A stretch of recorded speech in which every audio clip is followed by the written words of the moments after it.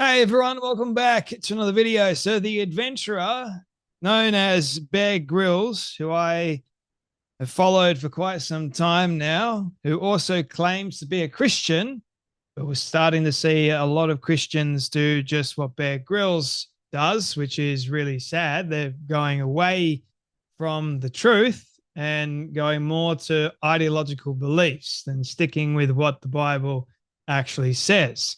Bear Grylls started a rather blasphemous firestorm the other day when he read from a book and he claimed that Jesus and his mother Mary were both Palestinian refugees and Jesus was born in the old Palestinian land.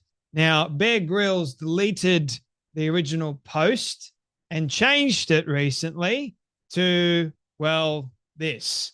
So he's going, Happy Christmas. Not Merry Christmas, but Happy Christmas, people. Over the next few days, billions of us around the world celebrate God come to earth as a baby born to live amongst us. He grew up as an impoverished Middle Eastern refugee some 2,000 years ago. I believe the original one said that he grew up as an impoverished Palestinian refugee.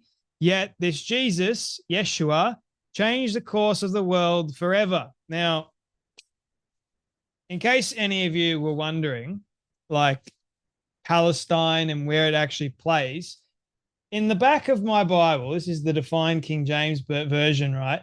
I have all these maps and they actually go through the origins of pretty much everything that you need to know in the Bible. It's quite fascinating stuff. So I encourage you, here we go, Palestine. On-day Palestine, the Mediterranean Sea. There we go. So you've got Samaria, Galilee, Ammon, Judea, Moab, the Arabians, and vice versa. So Palestine, or Palestine in the Old and New Testament, right? So where in the world is that? We've got Bethlehem we've got Gaza. So here's the Gaza Road. Don't know if you guys can see it. There's Gaza right there. And what's next to it? Judea. So these are some of the original maps, right? So it's talking about where Palestine is in response to Israel. And everyone's saying that, well, the Palestinians and everybody else, they were the original. No, they weren't. They weren't. So there's more maps in my Bible, by the way, in the front section, which go into more detail. And everybody else that has looked at these old King James Bibles and whatever else, and they're trying to say that Palestine was before Israel, they're crazy. Okay. So anyway, that all being said, let me tell you some of his story. This is just a short extract from near the beginning of the adventure when Mary, a young, poor, and no doubt terrified girl living in first century Palestine, gives birth in a rundown animal pen to a baby who was foretold for hundreds of years. Yet she was not alone, and she never would be, because this was the moment that God Almighty broke into our fallen world in person. To many of us, it is undoubtedly the greatest story ever told. His whole story told like you've never heard it before, thriller and love story. It's coming soon. Well, I can't wait to see that, mate, because you started an actual firestorm, not only mocking Jesus and his origins. Jesus was a Jew, plain and simple. They called him Hail, the King of the Jews. Yes, they were mocking him, but it's a truthful statement. He is the King of the Jews. He's our King, right? He's the Alpha and the Omega, the beginning and the end, right? He is the King of the Jews. He's King of all of us as well. So here's what Bear Grylls said. Okay, so it is Christmas Eve, always such a special time, but I wanted to read a little bit from the greatest story ever told. This bit of the story is set in a place in Palestine, first century Palestine, called Bethlehem. And this is first person, this part of the story, from a young scared, poor young girl called Mariam. And this is part of her story. I was exhausted, feeling totally overwhelmed by everything. It had been just a whirlwind, and I was so exhausted. I slept for a few peaceful hours. Then early the next morning, the contractions kicked in. I was woken with an agonizing start that made me gulp with pain. I buried my head into the straw and prayed for help. In that corner of the stable, surrounded by the warmth and smell of the animals, I eventually gave birth to our precious son. I dozed in a dreamlike state, where all I remember was a sense that the presence of God was upon me. Nestled in the hay, on top of the dry mud floor, I held my baby close and breathed in his scent and wrapped his small hand in my fingers. That was all I needed. So, yeah, the greatest story ever told. Unfortunately, mate, Jesus was not Palestinian or from Palestine at all. Bethlehem was not first century Palestine. Bethlehem was part of the Jews' land, and God gave his chosen people, Israel, the land. It's in the Bible, the Old Testament. And you have a lot of these other people that will go, Jesus was Palestinian. They got photos like this. No, he wasn't. He's a Jew.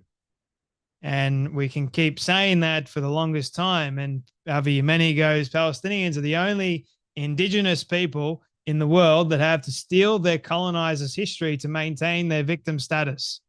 Indeed. Like, it's fairly interesting to me. Chris Parry goes, you blasphemous effing clown.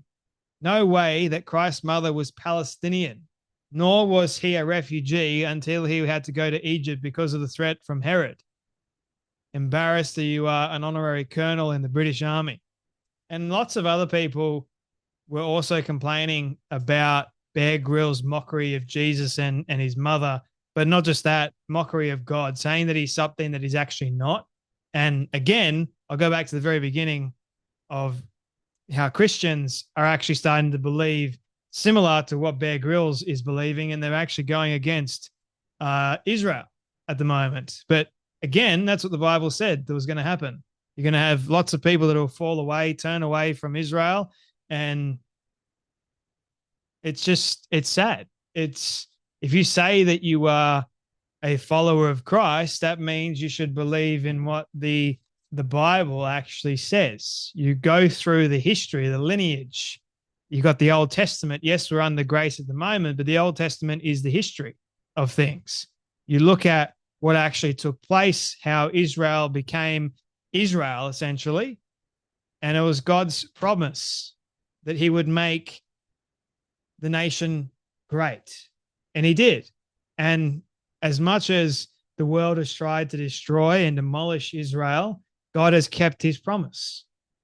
And sure, Israel has turned their backs on God for a long period of time, but that's just all throughout the Bible. They complained throughout the desert period. They have to be rebuked, but that's just like us, isn't it? Like, it's a reflection of all people, not just the Israelites, but all people, that we can turn away, we can fall away, we can complain and become bitter and resentful and angry. But God is like the shepherd. When you have a couple of lost sheep, he goes after the one. He makes sure that the one is saved, right? So Bear Grylls, I think, while he started a massive blasphemous firestorm, he needs to get his history straight.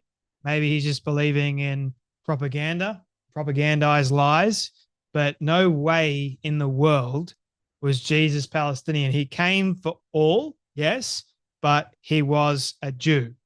Hence why they called him the king of what? The Jews. Talking about this in the video that I made with Candace Owens, Patriot Muffy says Jesus was not a Jew. The Jews framed Jesus. He was still Jewish. That he claimed to be the king of the Jews, to have him killed. Well, okay, you are a Jew and you say that you are the king of the Jews. You are my people. right? So obviously the Jews are going to be going, well, we're going to kill you because how dare you say that? And God said that that was going to happen, you know, to have him killed by the Romans on blasphemy charges. Well, the Romans during that time period controlled, they were just the governing body at that time. The Jews, yeah, they could have killed him, but they gave him to the Romans. And Pontius Pilate did what? I see no fault in this man. But it was the Jews that kept saying, crucify him, crucify him, crucify him. And so Pilate obliged, goes, okay, take him away. He washed his hands of everything, of any sort of guilt, even though he saw no fault in the man. This is Pontius Pilate, man, the governor of the region at that time, going, looking at Jesus and saying, I see no fault in him. Why don't you do it? No, crucify him, crucify him. So Patriot Muffy needs to actually read more of his Bible, especially the Gospels, because that will tell you. But Seth Dillon of the Babylon Bee explained it brilliantly. So the Jews definitely played the role in the crucifixion, but Jews are not Satan's children, if you read the Bible. Like, they're not. And to say such a thing is not only blasphemous, but it's evil incarnate. To say that an entire race of people, an entire culture is from Satan, that is just taking it way too far, mate. And you call yourself a Christian. Anyway, I think people should get their facts straight before saying the things they're saying. That's just my perspective. But you guys take care, be blessed, and I'll see you all in the next video.